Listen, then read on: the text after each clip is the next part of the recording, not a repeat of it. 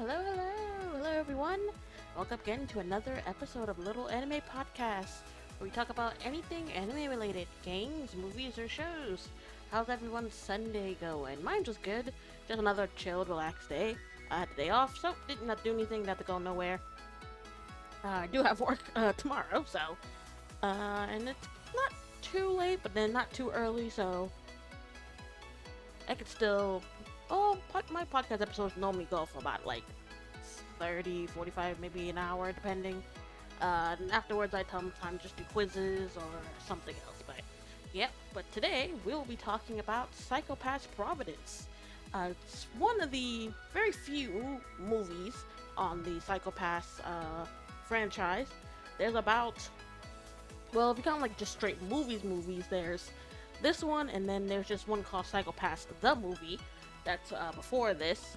Then there's like three kind of like special movies that they made. I'll talk about a little bit of those when I go through my synopsis. But yeah, we talked about Pass before. We've only discussed season 1. We haven't talked about season 2 or even the first movie, but it just was picked on the list, so that's what we're going with. Hopefully, maybe we'll circle back and we'll talk about season 2. Because honestly, I have not seen. I've seen everything up to that point, except for season 3, which I totally forgot about that. It's only like 8 episodes, and then there's like, I'm not sure if it's like a part 2 or a continuation or maybe like specials, but then there's like another like 4 or 5 episodes that's supposed to be tied to the third season. I don't know. I just remember when the third season was coming out, a lot of people were like disappointed on what they did with it. I, at that point, was like interested in other shows, so I didn't really catch up on it. And then when I was going to, I was like, oh, whoa, this is like way shorter than like the other seasons. Because season 1 is like 24, 25 something episodes. Second season is a little bit shorter, but still like a good amount, like 12, 13 episodes. Then, like I said, you got the 2 movies, then like the 3 movie specials. So there's been so much. So the fact that this third season was so like relatively short, and there hasn't been anything since. But I need to hear it there. We'll talk about that another time. And today we are talking about this movie, which actually came out on the 10th anniversary for the series itself. This movie was made to celebrate the 10th anniversary of Pass. So. First, we'll just go through a little bit of the information I have for it. So, of course, as you can see, the movie is called Pass Providence.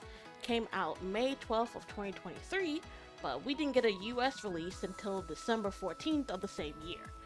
The producers for it are Sony Pictures Entertainment, Desu Fuji TV, Tiho, Nitro Plus, Sony Music Entertainment, and Magnet. The licensors for it are Crunchyroll, so definitely check out Crunchyroll, because it's 99 out of 10, this is where most animes are nowadays. It's freaking like Crunchyroll has like the licensing for almost everything. But yeah, so Crunchyroll has the licensing for it.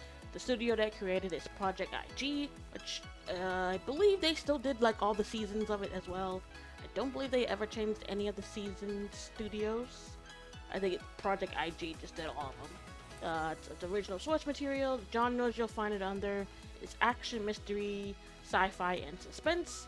The themes are adult cast, which of course it makes sense, because at least everyone in here is at least like in their 20s, 30s. At least like the main characters. Everyone's like somewhere between like their early 20s and like late 30s. My understanding. The duration of the movie is 2 hours and 1 minute. The director for it is Naoyoshi Shiotama. I can't say these names to save my life. And if you want a rating for it, it is rated R for violence. But come on now, if you've seen season 1 of Pass, did you really think anything else attaining to this series wasn't gonna be like R rated? Because oh my, even from like first episode, you pretty much get a feel on what this show is gonna be about, and this whole series in general. But yeah, that's pretty much it for at least that. Of course, I'll talk about the synopsis that's on my anime list. So, in 2113, the Ministry of Foreign Affairs, or MFA, dissolves their secret preliminary unit known as the Peacebreakers. However, the squad disappeared, and their activities remain a mystery. 5 years later, the Peacebreakers surface when they murder Mikhaila Solvakaya. I can never say her name, and I literally just like finished rewatching the movie. But a scientist in possession of highly classified documents essential to the future of the Sybil system, Japan's surveillance structure that detects potential criminals in society. To investigate the incident and prepare for a clash against the Peacebreakers in correlations with the MFA, the chief of the Public Safety Bureau decides to recruit the former enforcer Shinya Kogami back into the force. Having defected years ago, Kogami currently works for the MFA under Frederica Hanashiro command. Kogami returned creates tension between him and his former colleagues, Akane and Ginuzo. But they must set aside their past grudge to focus on ensuring the security of the civil system. So, like I said, this film celebrates the 10th anniversary of the Psycho-Pass anime series. The movie takes place after the events of Season 1. Season 2, the first Psycho-Pass movie named Psycho-Pass the Movie. The 3 Psycho-Pass movie specials, which are dubbed Psycho-Pass Sinners of the Systems Case 1 through 3, but before the events of Season 3, which are Psycho-Pass Season 3 and then like the Psycho-Pass Season 3 First Inspector. I also got some box office information about this movie as well. So the gross US and Canada amount that was made from the movie was $309,757. I probably said that wrong. Opening weekend for US and Canada back in July 16 of 2023 was $210,219, and the gross worldwide was $640,825. So, wasn't crazy numbers, and I don't even know how much was made to, like how much was put into making the movie. So, can't really tell if maybe they made their money back or not, but that's pretty much it. So basically that's kind of like what we're getting. The movie starts off where basically like this kind of, not a cruise ship, but basically like a ship that's pretty much hiding, like supposed to be like hiding in plain sight pretty much, gets attacked. Everyone's getting killed up on board. Looks like they're looking for a very specific person. They find the person, but by the time they get there, one of the soldiers is like, oh, well, she was fighting back, so I had to kill her. They're like, no, you idiot, we needed her, to get the information, to find out where her information went, search for it in her cabin, can't find it, decides that, the best thing to do is maybe it's somehow maybe linked to her, like, retina or something. So, ends up, you hear, like, a slash, and then you see, Kogami coming out. Like I said, at this point, we've only ever talked about Season 1, so, but we know at the end of Season 1, basically, like, the whole team kind of gets restructured.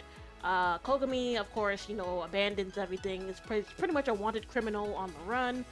I forget the other guys' names. The other two enforcers that were on the team in the very first season, both basically got killed off. Ginuza's dad, got killed off at the end of Season 1, and the other guy, I forget his name, and I didn't write it down, but he got killed off, like, I would say, like, in the middle of the anime, because, well, I mean, like, a little, like, more close towards the end, too. There was, like, a kind of a gap before he died, and then, Ginua's dad died, and then Kogami, went rogue and, deserted, but, yeah, so basically, like, 2 of the enforcers were killed, one, ended up becoming a wanted fugitive, running away, and they ended up losing an inspector, because Ginuza in the beginning of Season 1 was an enforcer, but due to the stress of everything that was going on, and then pretty much was the kicker of him, pretty much his dad being killed right before his eyes, and everything, the stress was too much for him. His crime coefficient ended up stabilizing in a red area, pretty much having them demote him to an enforcer now. So they lost 3 enforcers and an inspector when one of them ended up becoming an enforcer. We do meet the inspector who pretty much replaces him at the end of season 1, but we don't get much more about her until season 2, so I won't reveal too much about her until we talk about that. I'll just say this at first. I couldn't stand her character in season 2. She was driving me up the wall. Every time this girl was opening her mouth, she was just doing the most, and you could tell she was just so jealous and envious of Akane, because she saw kind of how like all the team, like everyone else on the team was like treating her, and she was like seeing how she was like treating the enforcers, not like how people normally treat like how the other inspectors treat their enforcers. So she thought, something's really wrong with this girl, but everyone is pretty much like turning a blind eye to what she does, what she says, and it was really getting under her skin. So she was just like so jealous, and just some of the like slimy stuff she ended up doing that caused like not caused the main like what's the word? The main like problems that were happening in season 2, but did end up playing like a pretty big role to something that like deeply affected Akane towards the end of season 2, and like the fact that she like never kind of really got found out for that, even to now, and like towards the end of season 2, we see her kind of like breaking down, freaking out, being like, no one can find out what I did.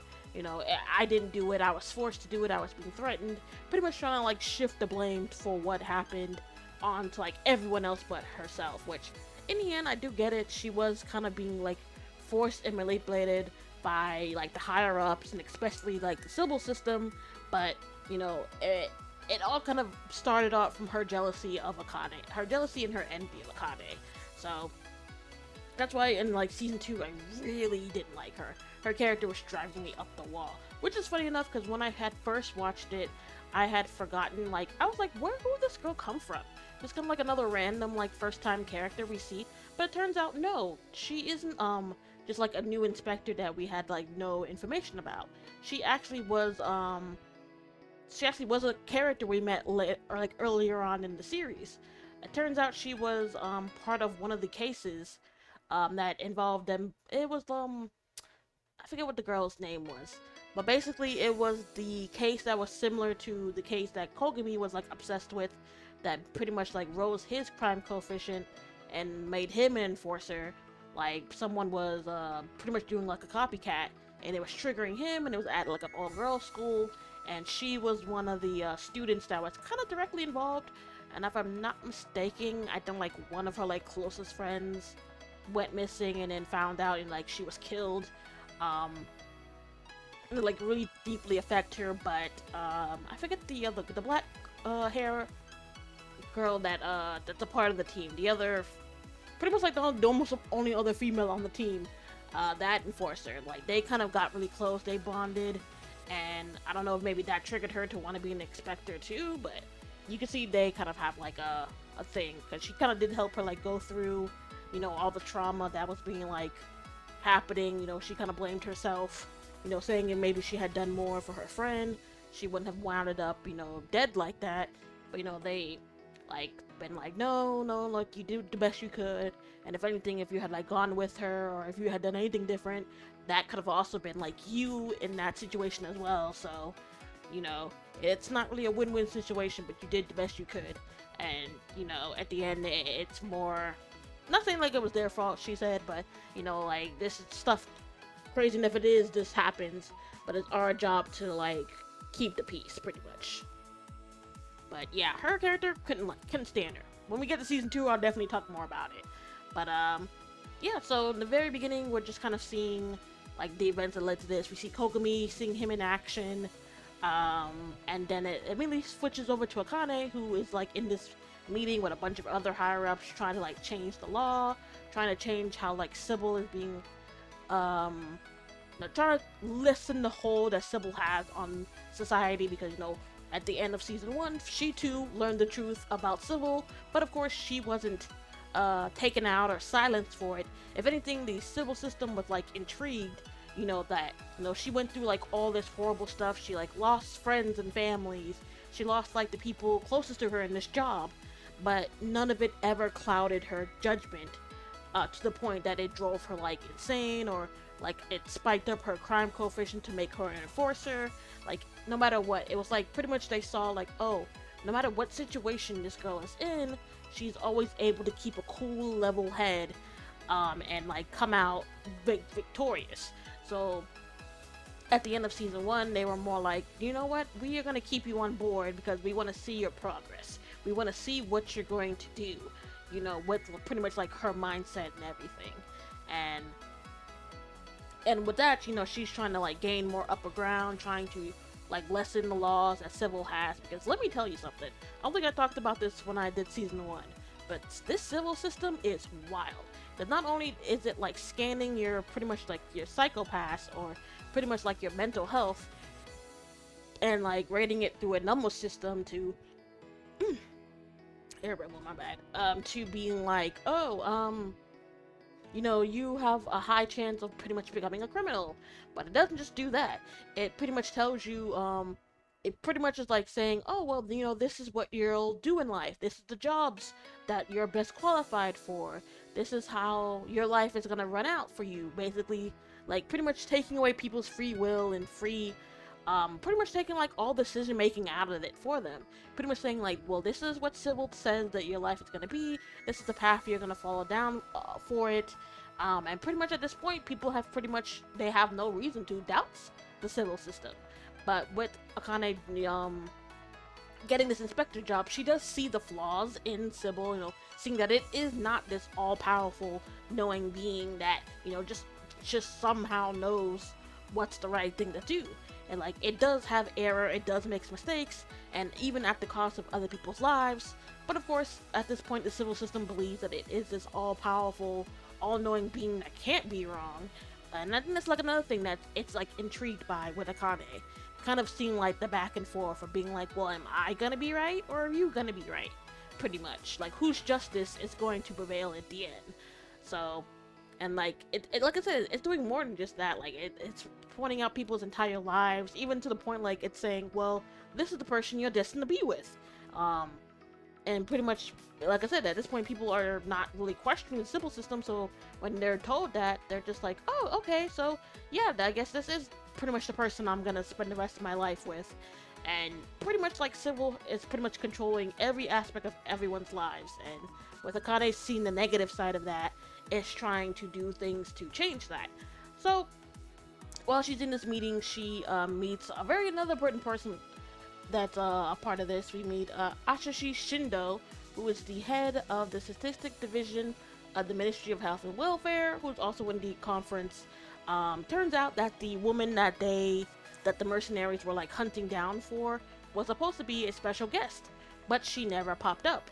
Until he, like halfway, well, in the middle of Akane talking, he gets a message being like, yeah, we just got bad news. It turns out like the ship she was on got attacked, so there's a good chance she probably was like either taken or is killed. Of course, once they get there, Akane is like informed by her team like, yeah, it's kind of hard to like tell the bodies, since at the end there was like a huge explosion, so a lot of the bodies are undefiable. But they were able to point out, okay, we did find there was at least one woman among the casualties, but they still can't get a clear, clear, like, identification on her, because it turns out her head is missing. Looks like when they couldn't get the, information that they needed or couldn't find, they decided to take her head in the off chance that maybe she stored the information in her brain or whatnot. So yeah, when they found her body, pretty much her head was gone. So what anime is this? This is Psycho-Pass. And this is one of the movies that I'm talking about, and this is actually the one that came out to celebrate the series' 10th anniversary. Cause like I said, there's actually like a bunch of movies. There's one before this, then there's like 3 movie specials. So this movie takes place after the events of season 1, season 2, and the 3 movie specials, but this it's before the events of season 3. So it's kind of like in that time slot. So of course, you know, when Akane gets information, they're like trying to deduce, okay, why would they do this? Clearly there was something she had that or something they needed that she had, but they couldn't find it. So they thought maybe taking her head would be able to get the information, but of course, ends up not being the case, because with them looking through her like files, we find out that she was in contact with someone right before she was killed, and it actually is someone we know very well, and Akane knows as well. You just got me lost in the time slot. Okay, so basically, this movie takes place before season 1, season 2, and some of the events of these, there's like there's 4 movies. Kind of, one's like a straight up movie that takes that happens after season 2. So there's season 1, season 2, there's the first movie, that's not this, then there's 3 movie specials, then there's this movie, and then there's season 3. So this is like right before season 3 starts. So basically you got like, what's it, 1, 2, 3, 4, 5, 6. So basically you got like 6 different forms of like information in the forms of movie and anime that happens before the events of this movie. Because that's why there's like characters that weren't in like the previous seasons. Like pretty much if you like jump to season 3, there's gonna be characters that you're gonna be like, where do these people come from? They come from this movie, pretty much. And like a lot of the main events in season 3 happened due to the events that happened in this movie. So like I said, it's gonna be like season 1, season 2, the first movie, the 3 movie specials, this movie, and then season 3.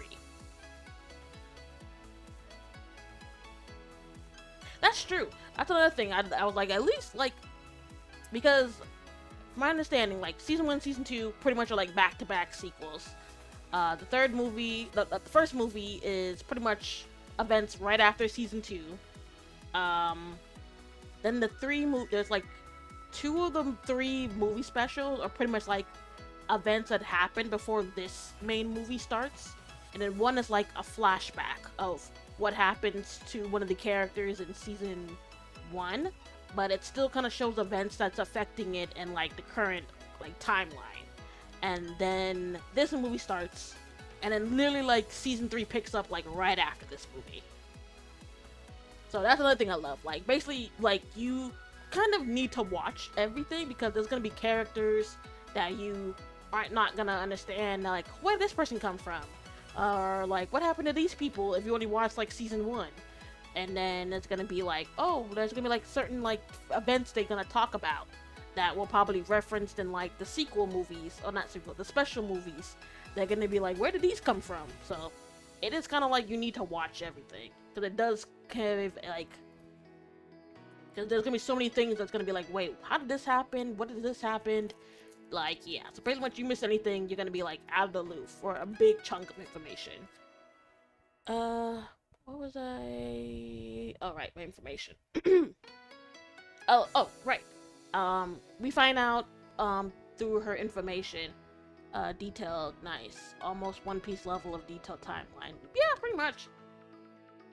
So, once they dig through her files and whatnot, they find out that she was in contact with someone right before she was killed. And they find out that it's actually someone that they know personally, especially more Akane. That is, let me get this straight, that's Professor Saiga.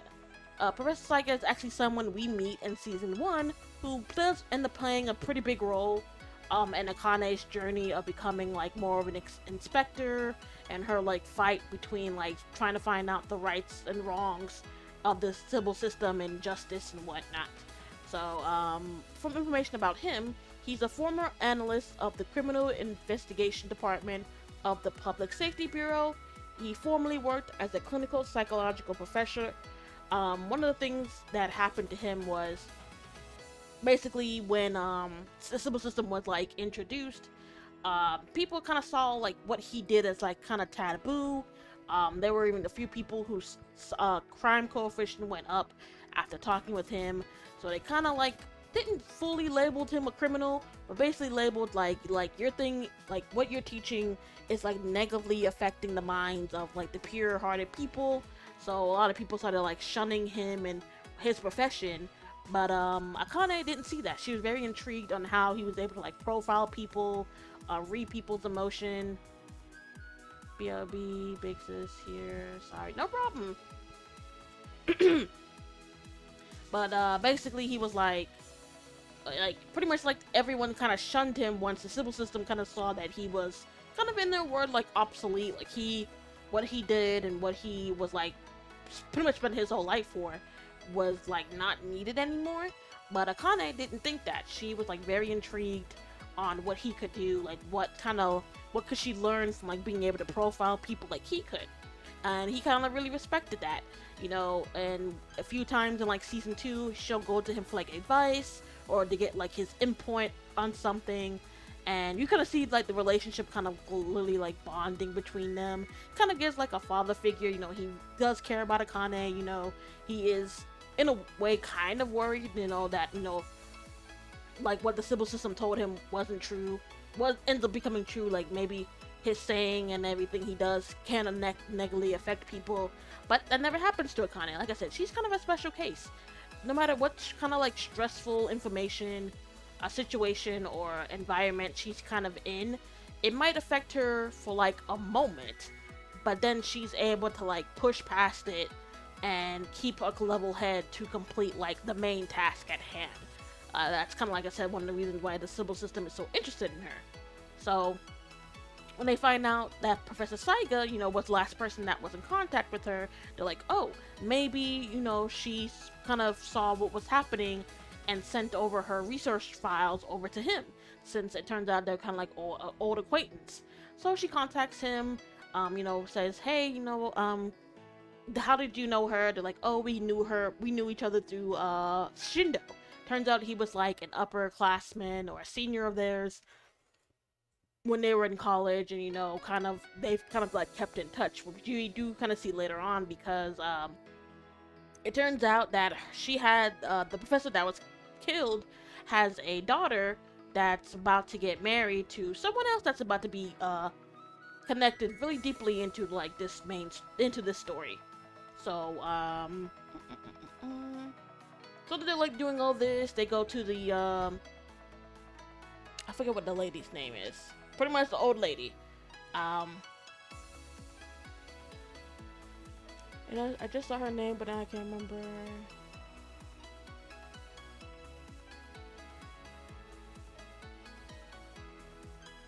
Oh, the chief. I think well, I know that she has like a name, but I'll just call her the chief. So basically the chief comes, like briefs them basically that they're like forming alliance with like another department, to being like, listen, you guys are gonna work together on this, you know, this is like really important information that if it's in the wrong hands could like spell disaster for the civil system. And she's okay, she's okay, good, glad to hear it. I didn't really talk about too much. Pretty much that the murdered professor has a connection to a professor that Akane knows personally, so she contacts him to be like, hey, can you kind of help me out with this case? You know, you were the last person she was in contact with before she was killed. You know, your skills will be very needed in this case. So goes the chief, the person in charge pretty much tells them, okay, you and another department are going to be working together on this. Then it turns out, she's like, well, you know, we have one more special person that we believe whose skills would be the most useful in this situation. Oh, murder, okay. Yeah, pretty much. Yeah, trying to figure out, like, why this lady was killed. Turns out they were, like, trying to get her research papers, but that's missing. So they believe that she must have sent it off to, Professor Saiga. But, they're not sure, so they're gonna go with him and be like, hey, what did you get? Turns out he got sent, like, information for, like, a P.O. box. That, I guess, and then, like, it could only be unlocked with, like, his credentials and whatnot. So he has to, like, physically be there to get the quote-unquote information. So after getting, like, contact by the chief and being like, okay, you guys are gonna work together with another department, and basically being like, well, you know, we had them personally bring someone we believe would be a good help for this. And of course, everyone at first is like, what does that mean? And that's until we turn over to, like, their main, like, not really conference room, but, like, pretty much, like, their main base. And we see, like, the other characters are, especially, Giniza is freaking out. He's grabbing someone by the shoulder. I mean, not the shoulder, but the collar, being like, "Why the hell are you here? I told you to never show your face to us again. You're just gonna cause trouble, this and this and that." And you're like, whoa, who is he freaking out on? This isn't like him at all. He's kind of really kind of calm, level-headed. You know, he can get pretty serious, especially when it comes to like ensuring Akane is like safe and protected. So when you kind of see him freaking out like this, you're like, what is going on? Like, who is this person that's causing him to go crazy? Ta-da-da! It is Kogami! He is back! Which, I don't think I talked, well, I think I talked about it when I did season 1. But basically, Giniza and Kogami have pretty much a strained relationship. They both started off as enforcers, but when Kogami became obsessed with the case that killed, like, an enforcer he was, like, close with, and to the fact that it drove his crime coefficient up, that made him an enforcer, they've had, like, a strained relationship ever since. And then, of course, towards the end of season 1, when he pretty much kind of, like, threw it all, not really threw it all away, but to, like, exact revenge against, the main villain of season 1, to the point that he ended up becoming a wanted fugitive. They still have, like, some unresolved tension between each other. But funny enough, they do kind of have a common goal between the two of them, which is Akane, which I'll talk about a little bit later. That's more towards the end. But, as I didn't even shout out, hello Ghostbody over on Twitch, and hello, Viva, I can never say your name, over on YouTube. And anyone else who's here. So they, take Professor Saiga, as well as, like, a small group, to go investigate, like, what this information is about. Like, what possibly could be this information, to the point that an entire, like, ship got attacked and everyone got pretty much killed and murdered, blown up for it. This lady was killed, her head got taken off her body, and it's just like, what in the world is going on? What is this information that's so important that's causing all this, like, death and destruction? So they go, the other department, I keep saying their names wrong. The MFA, I'll just call them that. The full name is long. So the MFA are working, that's the department Kogami is now a part of, kind of as like not a secret agent, but another, kind of like a private agent, if I should say. Okay, also really, you got it right the first time in the Animaniac vids. Oh, I did? Rivaldo? I'm horrible at names. I'll just let you that know right now. There was another person over on Twitch who was always really watching my streams. It took me forever to finally say their name right. And if you watch any of my streams when I'm, like, when it's mostly talking, yeah. Like, words are hard. For me, I don't know why. Certain words. But, what was I saying? Oh, right. That the department that Kogami is part of, turns out that they're kind of keeping their own kind of secrets, because they're keeping things away from Akane and her group, until in the end it ends up blowing up in their face when she finds out, like, you're just using us as bait, you're using Professor Saiga as bait to lure out, like, the people that, like, initially attacked, you know, the ship with the lady and everyone else, but still goes along, presses on. They get to the P.O. box, kind of open it, and there's nothing but a cracked mirror. So they're looking like, what the hell does that mean? How is this the information they're looking for? That's when the Professor Saiga's like, oh, yeah, I kind of get what's going on now. I'm the bait, pretty much. This was a bait to lure out the people who were, you know, chasing this information. You know, it turns, I guess at this point, they kind of confirm, okay, so they don't have the information. So they were using me as bait in the hopes of getting information, and this was also used as bait to lure them out, without truly giving them the information as well. So basically, which is like a double, just fake out. So they're like, okay, we need to get out of here. But before they can even do that, that's when shit hits the fan. There's just people, this like this aircraft pops in. People are just flying down. What's that word? Like kind of grappling down with guns, and they are just lighting the place up, killing everyone in their path. But at one point, we kind of do see, looks like people of the MFA it looks like they're kind of like turning on each other and shooting each other. So you're looking like, what in the world is going on? Which we will get more information about that too. So, but at this point, it's just death and destruction. People are just dying. Akane at this point, she's trying to tell her team, like, listen, do what you can, but don't do anything too reckless. That's another thing about Akane that a lot of people, that a lot of other inspectors don't do, is that she doesn't treat the enforcers like they're inferior beings. Like it's not skydiving, but basically like they're hanging down from, like, it's like zipline, kind of like they're zipping down from like the helicopter, and just running around just shooting. Like, I don't even think I have a scene for it. But what was I saying? I keep losing my train of thought. Oh, right. That the people are just like killing each other, and it's like, what is going on? To one point when, like, looks like kind of not the big boss, but pretty much invasion. Well, pretty much at this point it is kind of like an invasion, because they are pretty much like surrounded. There are people who are supposed to be their backup are already shot and killed, and it's just like straight chaos. So they're trying to like get back to the main group, but everyone's kind of like fighting their own battles. And at one point, it looks like Professor Saiga got captured when the person who has him up is like, tell me where the files are, where are the papers? And he's like, I don't have them, I don't know. I was tricked just like you were.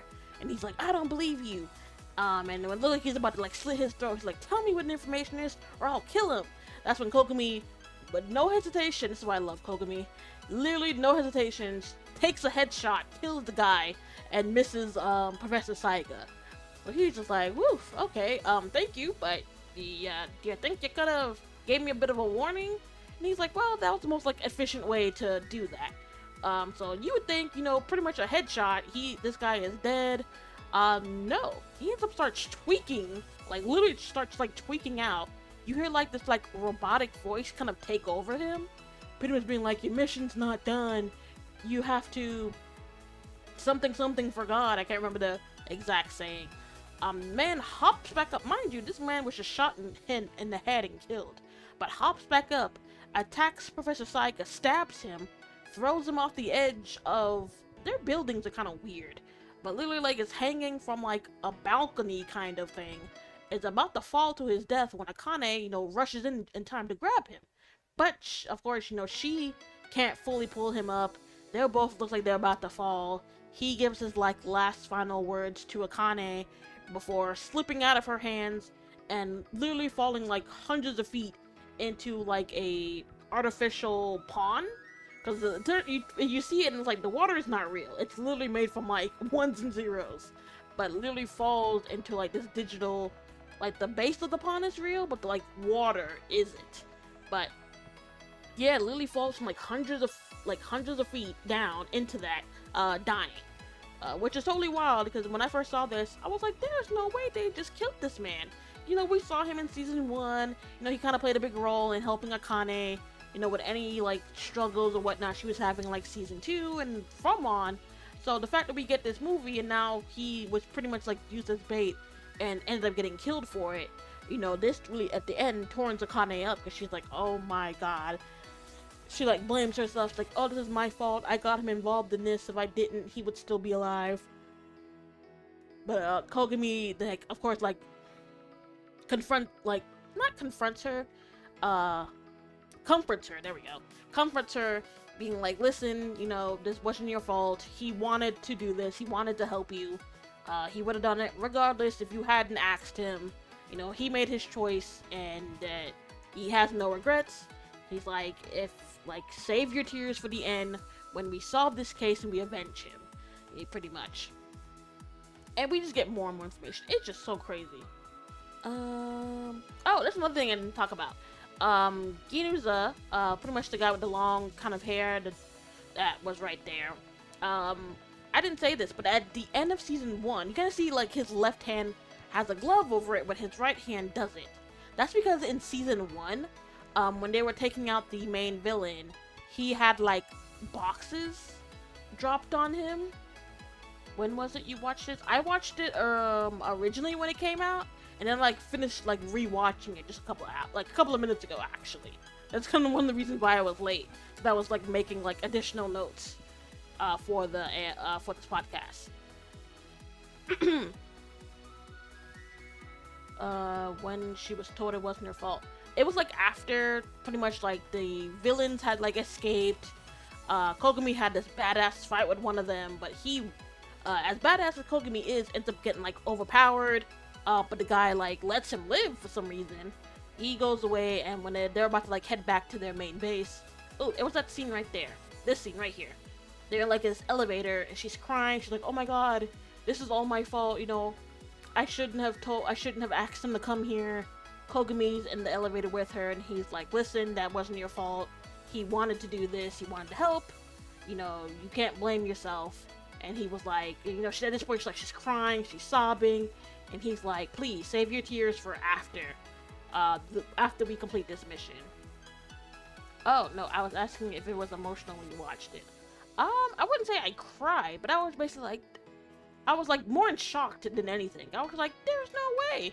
I was like, I liked his character. I liked the kind of like the friendship him and Akane had. It was kind of like a student-teacher thing. You know, he was teaching her how to like profile people. You know, he kind of found someone that, you know, trust in his teachings. You know, didn't see him as like some monster that was trying to corrupt her. So like seeing the like close relationship they've had like all this time, and then seeing like their final moments together was just like, damn, like really? You just killed him off just like that? That's another thing in the show. I mean, I kind of wasn't 100% surprised because, like I said, in season 1, we lost like 3 of our main characters.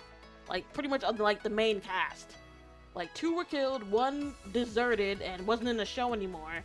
So it was more shocked. I was just like, I wasn't expecting them to, you know, kill off another person that was like really deeply close to Akane like that.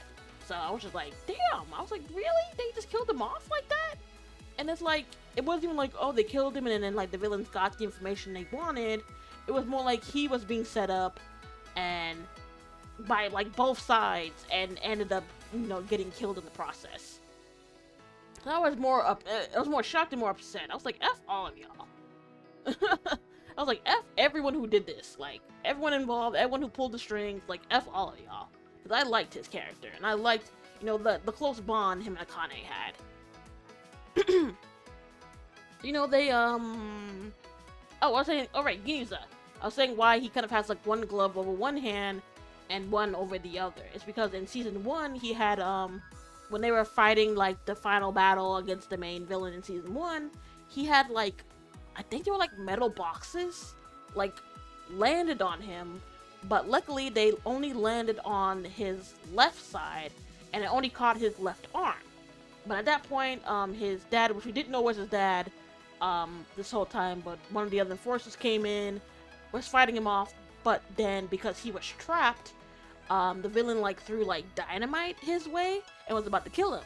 But of course, you know, a father who truly and deeply loves his kids wasn't gonna just sit there and let his child get killed, even if it meant like capturing the bad guy. Runs over, tries to throw the dynamite out of the way, but unfortunately ends up blowing up on him, killing him. And he, of course, you know, he is right there seeing this, so he starts tweaking out as anyone would. He's like, oh my god, at this point, and then like even ignoring the fact that his arm is basically crushed under all these like boxes. Literally starts like rips it out. Like his arm is still there, but that was basically done. Like he basically had to get that amputated and got like a metal arm to replace it. But that's kind of what happened. Like his arm was basically like out of commission after that. Cause you know he was rushing to go see if he could save his dad, but of course in the end couldn't.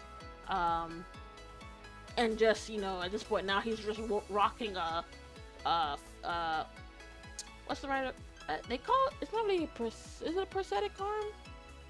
Yeah, but it's like just straight metal. He's able to like fight with it. We see like there's certain scenes in the movie, especially in this, where he uses that to do like a final move because it's like I don't know what type of metal it's made from, but he's like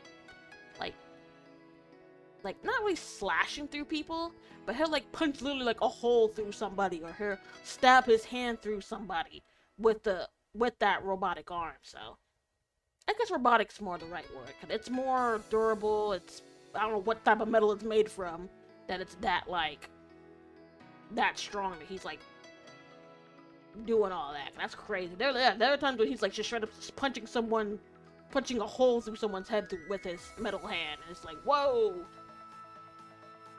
But like at the end of all this, and also another thing about him is that his style changed a lot. From what we saw him in like season 1 and even in season 2. Because we see as like the season progresses, he's like letting his hair grow out. So he looks really different from what you saw him in season 1. So if you had like jumped from like season 1 to this, you get him looking like, who the hell is this? Until you like hear his name, and then you hear his voice, you're like, oh, that's you? I mean, at this point, it's been a couple of years, since the events of season 1. But he looks so different from how he looked in season 1. Even sometimes I'm taken aback. I'm like, wait a minute, is that? And then I hear the voice, because I watch it in English. So I hear the voice, and I hear them say his name. I'm like, oh, that was him. I was like, damn, he grew his hair out. Because there are even at points when, like, he's fighting, because he usually has, like, in a bun, like he has in this, or he'll have it, like, in the ponytail. But there are times when the fight gets, like, real serious, he'll, have it flowing out, like, right here. And then, even that makes him look different, when his whole hair is just out and flowing in the breeze. I'm like, who are you? Because you was not the man we saw in season 1. I mean, at this point, I wouldn't say being an enforcer kind of freed him, but you definitely see him more kind of like at peace. He's not constantly under stress, not trying to keep up a facade anymore. It's more like he can like be kind of like his true self. He can express himself more without feeling the need that he has to be like this picture perfect person. So I would say, like, in a way, being a enforcer kind of helped him with that, but not, I mean, it's not a good thing, because, pretty much at this point, his like freedom has been taken away from him. Like, enforcers are basically, they're not 100% criminals, but pretty much they're like, well, they say they're like late criminals, so they have the possibility of pretty much like going over the edge, but kind of give them like a second chance of, oh, you can be an enforcer and, do good. You won't ever like get your freedom back, at least not from my understanding, but you won't be, kind of locked up in like an asylum, pretty much. Metal Arm badass, but it's time, and I sadly have shit in the morning, and I still have some writing to do. But I hope you have a good night. No, of course, thanks for coming by, and if you want, check out the rest of the VOD later, because I'll be talking about this probably for a good while, because I'm not even like halfway through the movie, and we're already like 50 minutes in. But yeah, Guinness is a very interesting character. Kind of seeing like where he started from like season 1, when he was an inspector, and now seeing kind of like his growth since becoming an enforcer, and kind of like being like the backup for Akane, pretty much. Cause like I said, one of the things him and Kogami may not see eye to eye in everything and have their attention, but one thing they do agree on is that they want to protect Akane pretty much from like the evil and the darkness of the world. Like I said, even at one point in the movie they talk about that, but I'll get to that.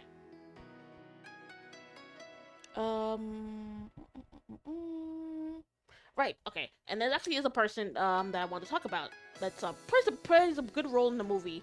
And this is the person that pretty much was kicking Kogami's ass when they were fighting. Cause he was there. He's the blonde guy right there that has like scar on his face. He's part of the Peacemakers, so of course we believe he's part of the bad guys. So we're like, and we kind of see like a little bit from like the Peacemaker side, and kind of seeing like all the heinous things they're doing. But we find out that he's actually an undercover agent. So he goes under Kai, but his name is Akira. I'm sure I'm not gonna be able to say this right. This is some Russian name. Akira Visla Ivatova. Yeah, he's an agent for the Ministry of Foreign Affairs Overseas Cooperation Bureau. He infiltrated the Peacebreakers under the name Kai. Like I said, actually there wasn't really much more to his like character besides, one, he is like extremely dedicated to his mission, and kind of to his family, because we do find out he has a little brother, and with that little brother, he actually is marrying the daughter of the female professor that was killed in the very beginning of the movie, because it looks like they're all kind of like intertwined in a way with him, Shindo, and then like the professor. I guess maybe they were all like friends growing up or something, or with this line of work they all just kind of bonded, and then in a way like all the kids kind of bonded together, and to the point that two of them are in this relationship and about to get married. But what was I gonna say? Yeah, extremely dedicated to his mission. Burnt half of his face to protect his identity before enrolling in the Peacemakers. Then we find out, like, towards the end of the movie that he actually volunteered to do this mission. So, he wasn't forced to do the mission, he volunteered to do it.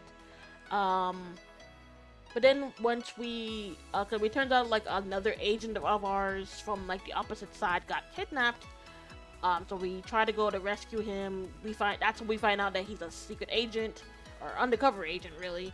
And he explains, he's like, hey, I know where the research papers are. I have the information in a chip in my head. And they're like, what? How did you do that? And we actually get a flashback of, like, how pretty much the events have happened before the, professor lady was killed. I know they were talking, like I said, I guess at this point they're like friends. Not really friends, but like kind of like family friends. I mean, knowing each other. I mean, heck, his little brother and her daughter are pretty much like in a relationship, about to get married at this point. So they like know each other. Explaining like the professor was like, oh, I'm so sorry. I'm a horrible excuse for a mother, I've always put my research before my daughter, and now I can't even be there for her for a special moment. Pretty much knowing like yeah, I'm not coming out this ship alive, pretty much. And we do see Akira, having to shoot her, because they're like, well, we have to do something, after transferring the information, because they're like, even if we transfer the information, there's a chance that they'll try to track it down, and there's no guarantee that they would, like, even then keep her alive. They would, but she would go through like extreme torture and whatnot to get the information. So I guess maybe she told him like, hey, once you do that, you have to kill me, because if not, they will take me and do God knows what to get that information. So it's best if I'm gone, and then that they're just scrambling to find out where the information went. So he does end up like killing her, but we do see when he does it, it like really like breaks him down. He starts shaking afterwards. He does it. He's holding his hand, like breathing hard. I'm like, of course. I mean, at this point, he's probably known her for years. Like I said, his brother, and that's them right there. The brother and then her daughter are in a relationship, about to get married. So they were pretty much about to be family. And he had to kill her to one, in a way, kind of save her from whatever torture they were gonna probably do to get her information, and possibly them not tracking down like the daughter or the rest of the family to get the information. So, but yeah, he explains that he has the research papers in his chips, but then he also explains that there's another thing that the Peacebreakers do for all their like other agents. Where is it? Where's the... I know I wrote it down somewhere. Here we go, the dividers. So basically, he's like, I have the chip in my head with all the information, but I have another one that was placed in me by the Peacebreakers, and he said that's the divider. So like, what's a divider? Basically, we find out that it's a brain implant that was created pretty much by this system that's running everything that the Peacemakers do. Yeah, and it says it successfully makes consciousness secondary. This enables greater direct control, meaning that an operator can use the dividers to implant possessor of a wearer's body. And that's kind of really what happened. So when we go back and we find out, we're like, wait a minute. So the reason why even after Kogami headshot that guy previously, how he was still able to like jump up and still do something, it was because of this divider. Something or someone had taken control over his body, forced him up, and forced him to continue on fighting. So he's like, yeah, you pretty much gotta take him to a safe place. So I don't know when or where he'll activate this, and if he does, he'll take control over me, and that won't be good, which eventually ends up happening in the end, because when he's like relaying the information of what he knows so far, the agent that they end up saving turns out looks like he got implanted with the divider, because he pops up with a gun in the room, shoots Kogami in the leg, and we hear the same kind of robotic kind of secondary voice taking over, and we find out he pretty much mowed his way through, killing everyone else and locking up the blonde lady up. So she wouldn't interfere, and basically is like, finds out like, oh, Kira or Kai, turns out you weren't, one of us. You were, a part of them, and eventually ends up killing the agent that they rescued, taking over Akira, and was about to because at this point I think he still had the information in his head, so was going to force him back so that they can get the information. And that's another thing that I wrote down. No, that's someone else. Alright, okay. So it's taken over by Tonami, by the divider overloading. Wait, I messed that up. But yeah, so he takes him over, about to hop into a helicopter when Akane and Shindo go after him. But then we realize that in a way he's kind of fighting back, because when Akane points her Dominator at her, that's another thing I actually didn't mention. The dividers are also doing a way to keep the people's crime coefficient at a good level, so that way the Dominators don't activate against them. So they can, do all these heinous and horrible acts, but if a Dominator is pointing at them, their crime coefficient is green or whatever color they consider good, so it doesn't activate. So it kind of takes away their main fighting power, which are these. These Dominators are cool as hell, but the power they pack is crazy. So, they kind of figured that out. They're like, crap, so that's why our Dominators weren't working earlier. So when she goes, she does try it anyways, but instead of getting crime coefficient below something, Dominator locked. Instead, it hops up and it says, crime coefficient, actually you had to write this down so I can get the exact number, 101.57, which was not a lethal,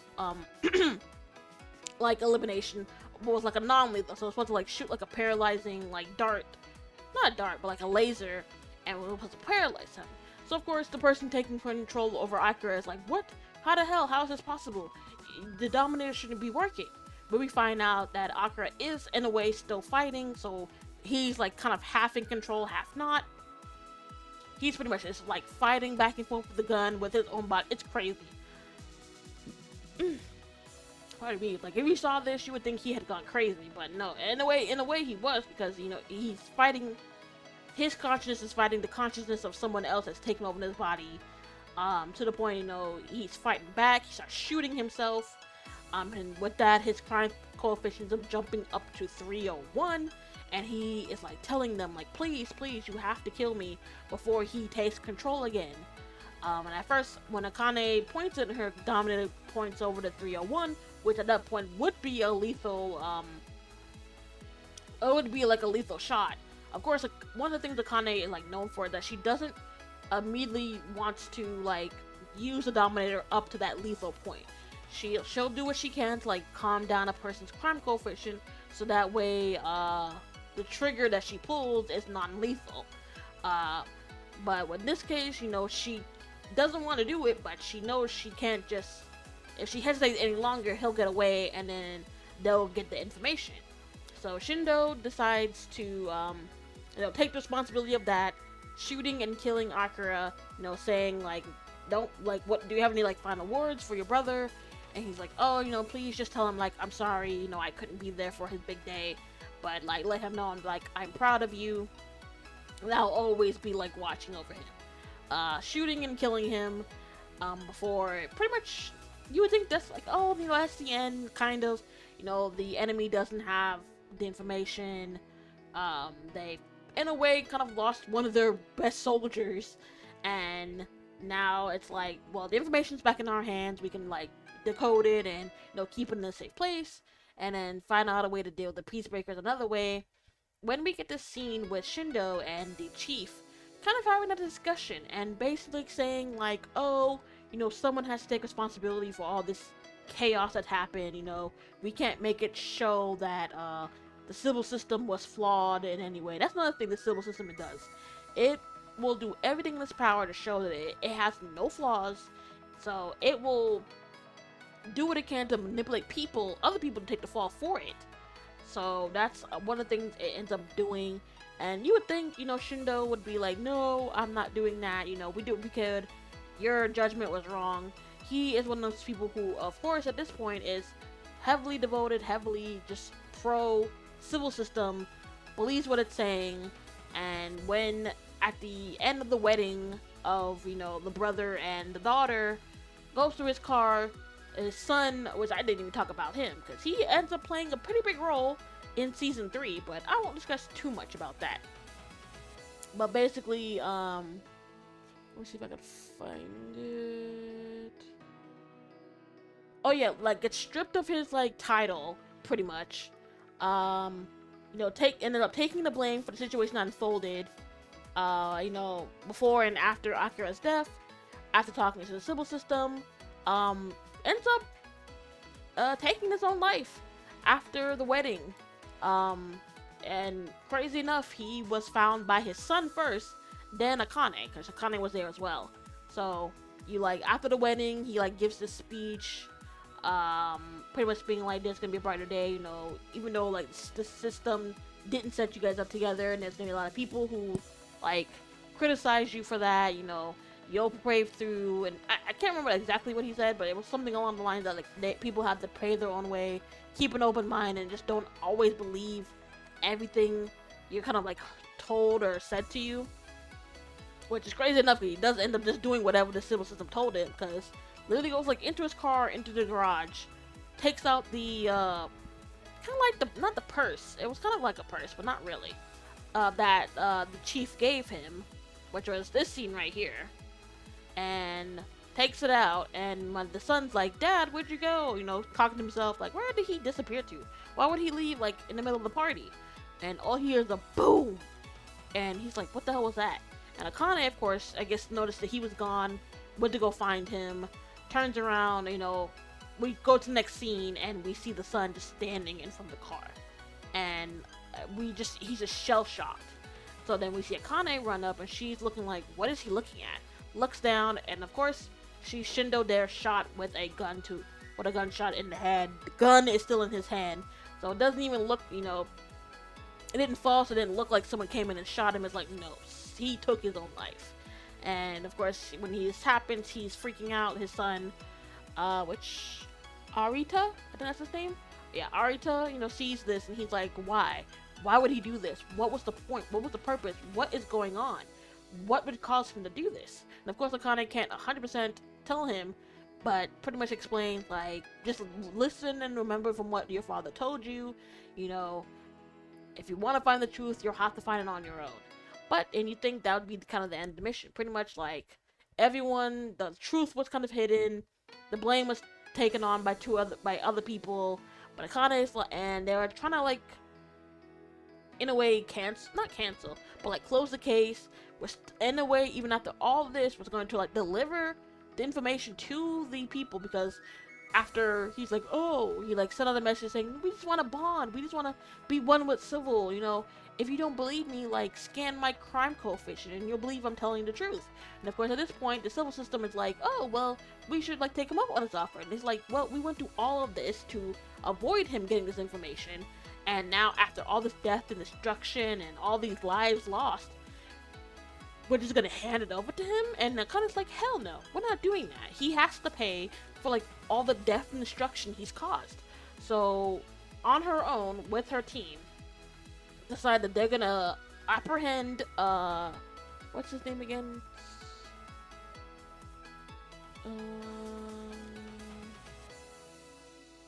Tomiya. Yeah. So they made this grand plan to capture him. Kane decides to be bait.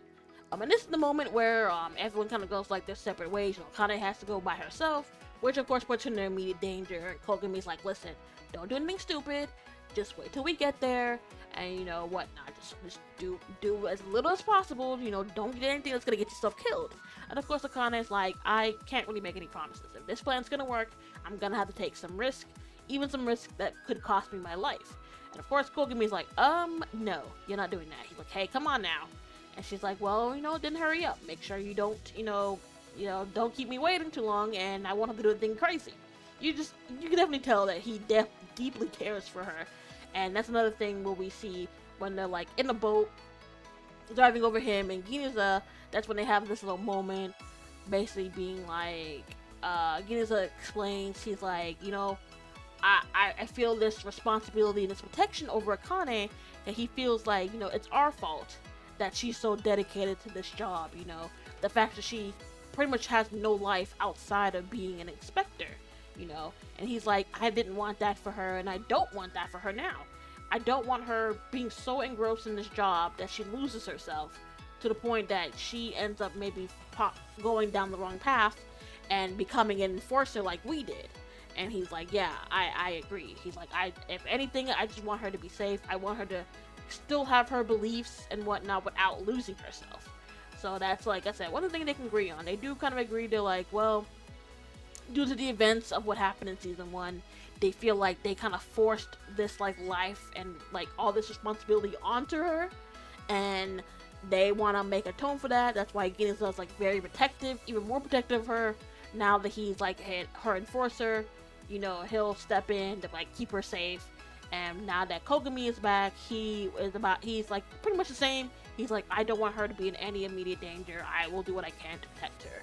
So they do this plan, and at first point, it doesn't look like it's gonna work, but eventually does, until Totomi, when he's like hovering over Kane about to shoot and kill her, you know, after she, oh, actually another thing I didn't talk about, before all this, Akane was named a Shindo's successor, you know, after the case was taken from them and the truth was about to be buried.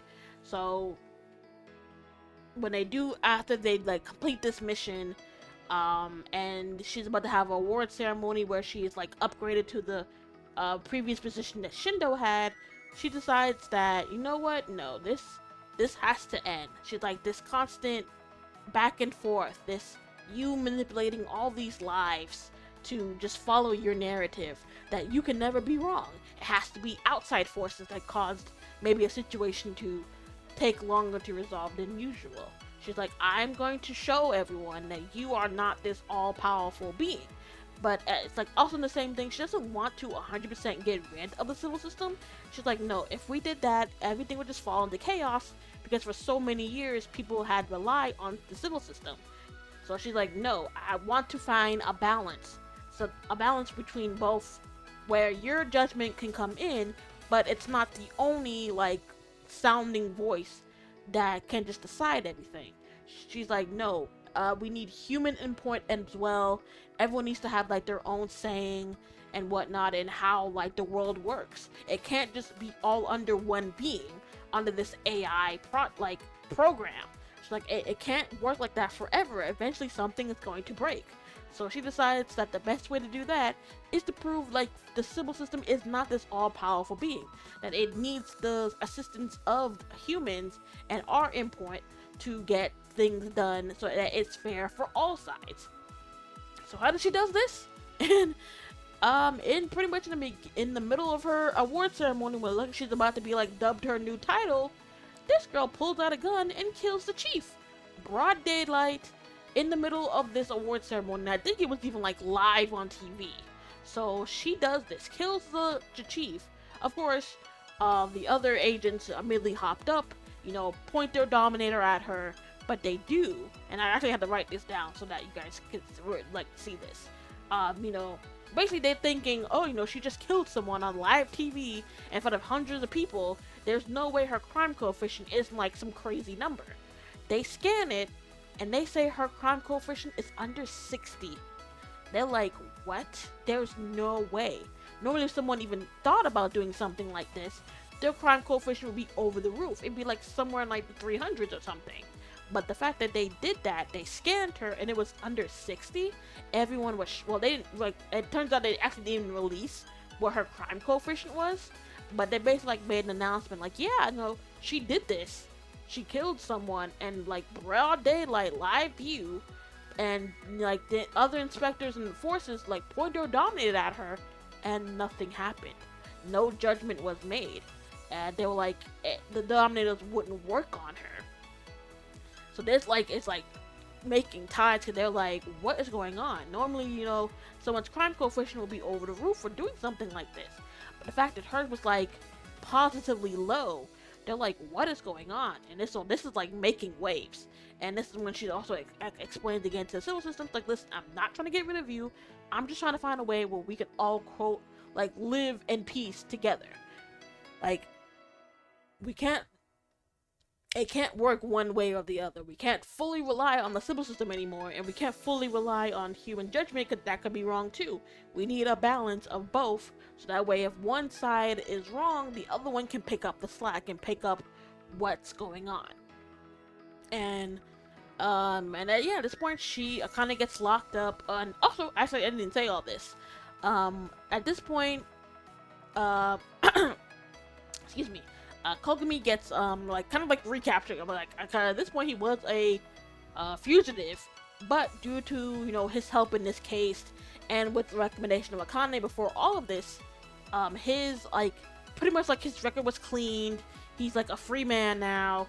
He's like he's not an enforcer, he's not an inspector, but he's like pretty much he's a free man. He can do what he can. He's not locked up anymore. And like she sends him a letter like, yeah, I'm about to do something wild. Like, don't worry, I know what I'm doing. And eventually like here's the news of what happened. And we kind of see like everyone. We see her team. We see everyone being like, this is crazy. This isn't the Akane we knew. She clearly had something in mind, and she did it without, consulting all of us. So we kind of see, like, everyone's freaking out over this. They're, like, worried about her. Like, at this point, they've all kind of come like a little family. They all deeply care for Akane, because they know, like, she treats them differently than if anyone else would have. They would have treated them, because, they're all kind of enforcers, all, anyone else would have treated them differently because of their crime coefficients. But Akane never saw that. She always saw them as, people with their own skills and abilities. She always like, yeah, you guys, the civil system might label y'all criminals, but you all have skills and abilities that I don't have. That without that, I wouldn't be able to do what I can. So like, you guys are essential to getting the job done and ensuring that peace and justice is like prevailed. And in a way, they can kind of see that they all kind of love her for that. That's why they all deeply care for her. They want the best for her, because she like kind of in a way gave them like a second view on life, that we don't have to be whatever society tell us, because I have someone who sees my value, who sees the good I can do, sees me as a person who just has a few flaws here and there. That I'm not this damned creature that can never be redeemed. She's like, no, like, we're all human, we all make mistakes, and we all have flaws, but you all aren't horrible, evil people. If anything, you guys are wonderful people, because I wouldn't be able to do what I can without any of you guys' skills and abilities. So she's like, if anything, I'm the one who's constantly relying on you all to get my job done. So that's, like I said, that's another reason why everyone kind of like really loves her. So seeing this tears them all apart, and that's what I put this at the very end of my notes. It's like, after they're placed under arrest and locked as a criminal, we kind of see her crime breaking down. You see, like, she didn't want to do this, but she felt like she had to do this to make a point. So seeing this, but in the end, we see everyone is determined to free Akane, and more so than anyone is Kogami, because he at this point is like released from like the detention center or whatever they had him hold up. Like I said, at this point he's a free man, and if he's gotten her letter of what she's done. So at this point she's already been locked up and whatnot, and we just seen this scene, like, it turns to her, she's crying in her cell, like, knowing that this is a very hard decision she made, but this is something she had to do.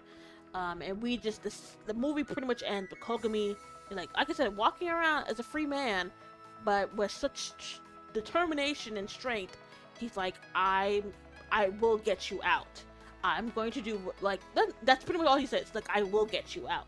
That's when you could see, you could hear his determination that he is going to do whatever he possibly can to get her out of this situation. And you could definitely see it in the face of all the other people too. They are like, yeah, no, this is not happening. We are going to do what we can to get our girl out of this. And that's kind of where the movie ends. Honestly, when I was rewatching this, made me definitely want to rewatch the series again, because Psycho Pass 1, I didn't think I was going to like the series when I first watched it years ago, because of how, like, gruesome and bloody it is. Definitely was something I got used to. I definitely say watching Attack, I think around the time I first watched, like, season 1, I had, like, started watching Attack on Titan, so I was like, why am I, like, suddenly drawn to, like, these super gruesome, like, bloody shows? But definitely got past that in Attack on Titan, and I think that helped me get past with Psycho Pass. And one of the things is, the story is so good in Psycho Pass. Just, the struggle of the right and the wrong. Is Sybil this all-knowing being, or does it have its flaws? Like, what is true justice? Who is right? Who has the best interest of the world at heart? And just seeing the struggle of everyone just trying to live their lives the best they can under this being that they believe might have their best interest at heart. But when you find out, like, the truth of it, it's like, yeah, no, this thing isn't all that amazing. Like, when you find, like, the dark side, pretty much, of the utopia that the civil system has created, you're seeing the dark side of it. You're seeing what these people are going to do, quote unquote, maintain that utopia, and just this is everything that has to go with it. It's just, it's so good. Like I said, it literally makes me want to rewatch the series again. Makes me want to start from season 1. Like, I love season 1. Anyone who knows, like, anyone who's watched Psycho Pass, it's kind of got that same reputation as, like, Tokyo Ghoul. First season was top tier amazing. Second season, I personally still enjoyed. I still enjoyed season 2. A lot of people said season 2 was kind of meh. It was like, okay, but it wasn't, like, as good as season 1. I've seen, first movie was really good. I would love to talk about the first Psycho Pass movie too. That one was really interesting as well. Like I said, I've also watched the 3 movie specials. Those are really good as well. And then this movie's good. Like I said, I've pretty much seen everything up to this point, except for season 3. But like I said, I do want to give it a try again, watch it and kind of see. Just that the fact that it's so short, like literally like 8 episodes, plus like, I don't even know, that's supposed to be like a part 2 or a special that they did. Like the additional, like, what was it, like 4 or 5 episodes? I don't remember. But I love the series. I would love for them to come out with, like, more, like, kind of what happens after this. Ooh, pardon me. If after I watch, season 3, kind of, like, what happens after that. I know there's gotta be more after what, like, how short season 3 was. There's no way. There has to be more that happens in the story that we just haven't gotten yet. So I would love to hear that maybe down the line we got, like, a season 4 or something. But yeah, that's pretty much it for a podcast. So, that's like, we went for so long. I mean, one, this is a movie, so there's like so many things going on in this. But before we end off, as usual, we need to spin our wheel. So give me a quick sec. So I can get my stuff in my pan. So I'm gonna go here. Oh, cool. I already have it up. Good.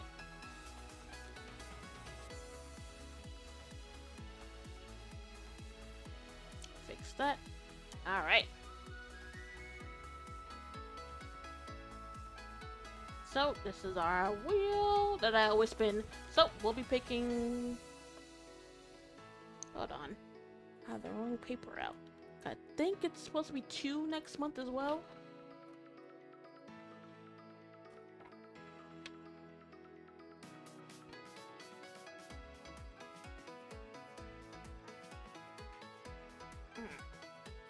Maybe I wrote it. Did I write it in here too?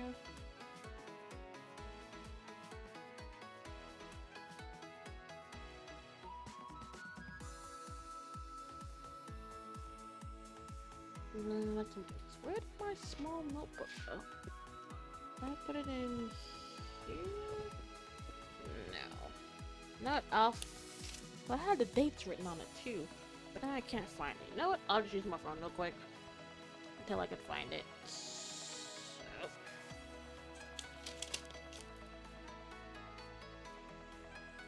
Alright, so next podcast episode is going to be the 8th, and then the 22nd.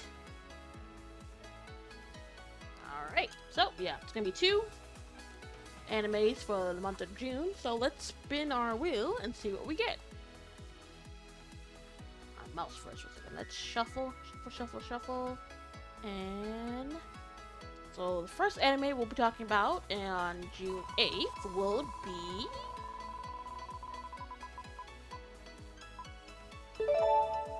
ooh, this is a different one because this is actually one of those Korean animes. So I actually really did enjoy this. So we'll be talking about the daily life of the Immortal King Season 1.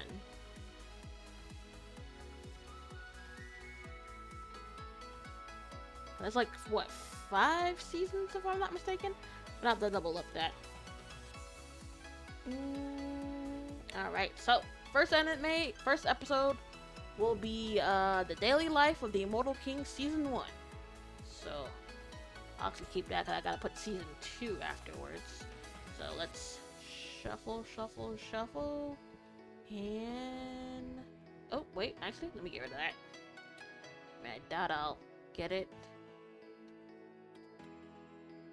And spin. So for the one we'll get on the 22nd will be ooh, actually I haven't really watched this anime in a minute. It's one of those isekais, but this one is more girl focused, so didn't I say to make my abilities average in the next life?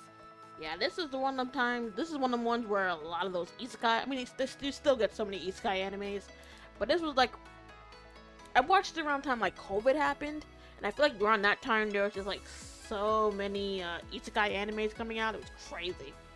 But this was one of the ones I watched with like some other ones, but yeah, so we'll be again. So the list would be the 8th would be first season of the daily life of the Immortal King. Second anime podcast would be the 22nd, and then be didn't I say to make my abilities average in the next life. So those are 2 animes we'll be talking about. So let me know what I think I'll just end it for now. Please, since I got work tomorrow, so whoops. My image is still up. How do I get rid of it? Oh, actually, and need to change the music.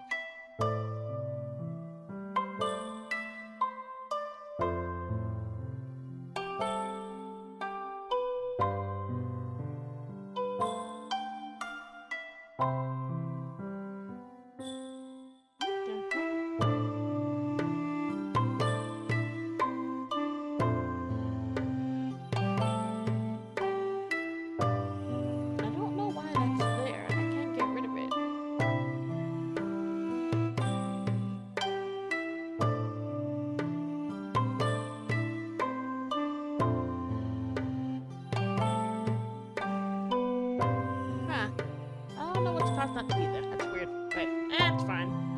I'll just give it to me. But that is it for me tonight, you guys. Thank you so much for everyone who came. Whether you watch me here on YouTube or Twitch, remember, I stream on both.